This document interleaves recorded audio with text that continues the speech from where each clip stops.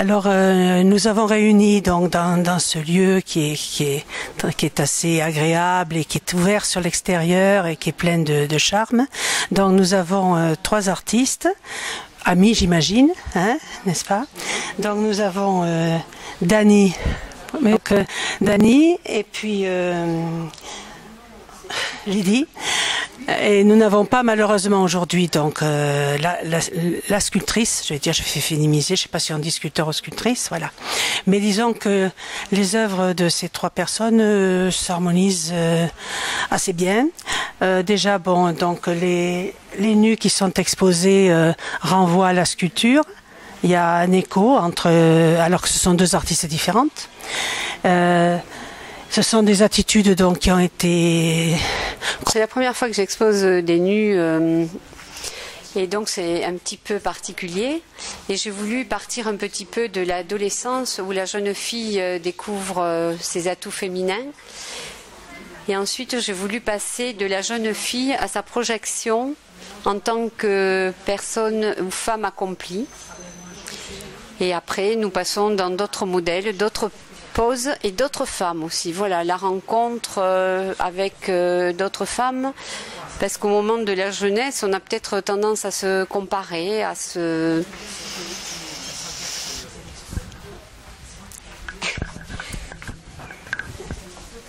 Alors ici, ça c'est une autre femme.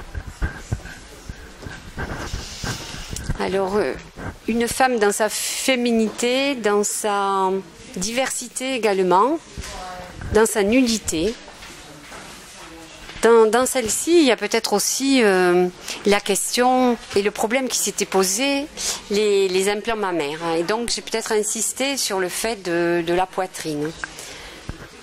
Qu'est-ce que entraîne une opération? Est-elle banale ou pas? Que comporte-t-elle comme risque? Qu'apporte-t-elle? Voilà. On voit le tableau sans visage et il manque le bras gauche.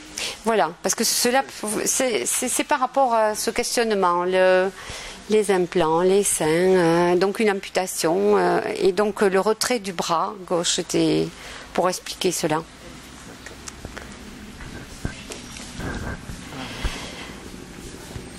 Là, ce que j'ai voulu traduire dans ce tableau, c'est que le modèle étant nu, malgré sa nudité, elle avait cet air un petit peu hautain. Et donc j'ai voulu rendre cette grâce.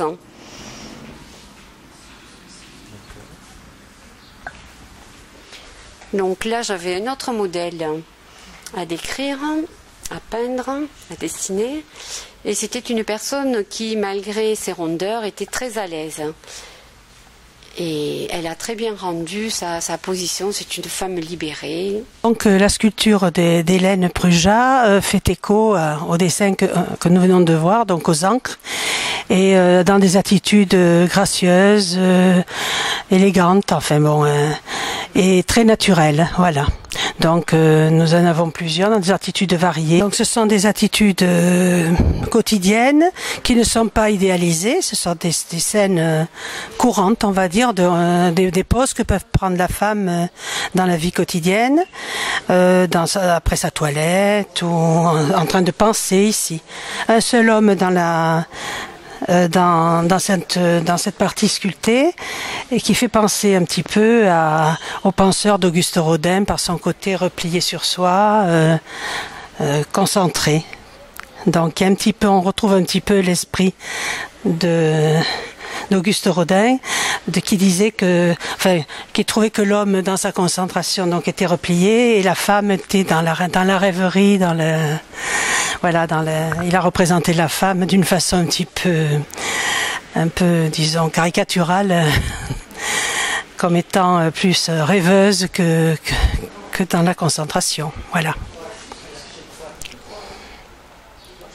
Ce côté massif et en même temps curieux donc de l'animal, mais qui a un côté beaucoup plus rustique évidemment que les nus féminins, puisque c'est le côté animal qui ressort là. Dans une autre technique là, ce qui est la technique du raku, c'est une technique asiatique qui fait craqueler en somme le vernis et qui donne cet aspect donc un peu de mosaïque. Mais donc toujours sur le même thème, donc des gorilles, mais dans des attitudes donc différentes et variées, hein, des éléphants, toujours dans le terme des techniques donc de terre cuite et émaillée. Voilà.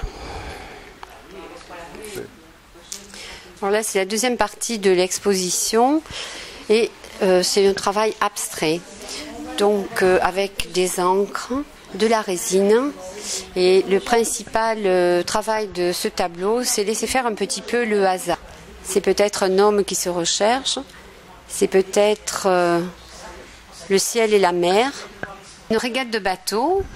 Mais dernièrement, un spectateur qui venait visiter la galerie m'a dit « Moi, j'y vois l'Arctique. Je vois les glaciers qui se fondent. » Ben, je lui ai dit « Monsieur, j'ai réussi mon pari. Je vous ai emmené voyager. » Et le but de mes tableaux, c'est d'emmener. Et je suis catalane, j'habite à Bompas. Je peins depuis de nombreuses années, mais depuis que je suis à la retraite, bien entendu, mon emploi du temps a changé et je peux me consacrer à cette peinture qui m'amène de loin. Ma peinture est toujours à la limite de l'abstrait et du figuratif.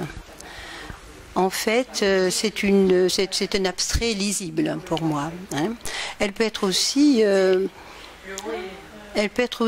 rapprochée d'une peinture dite abstraite et le résultat de sentiments intérieurs, intimes, qui peuvent se traduire par la couleur, la forme et le trait. Ma peinture est toujours donc à la limite de la... Pour moi, c'est une grotte, disons. Hein, c'est une grotte. J'ai vu que le bas. Voilà, mais si vous montez un peu, ben vous apercevrez peut-être que l'on peut rentrer dans la grotte et ça dépend l'éclairage de la journée. Là, en ce moment, justement, c'est dommage, elle a l'éclairage qui est parti. On peut rentrer dans la grotte et puis voir un petit peu ce que l'on a envie de voir, c'est-à-dire que ma peinture, de recouvrir mes toiles d'une résine, d'une couche de résine, qui leur donne une surbrillance. Je trouve qu'elles ont encore un petit peu plus de profondeur. Et donc, la nuit de glace, bien entendu, quand on le voit, on le comprend. C'est-à-dire, il y a des clairs-obscurs, il y a aussi une transparence qui se fait avec les bleus, avec les fondus de vert et les dorés.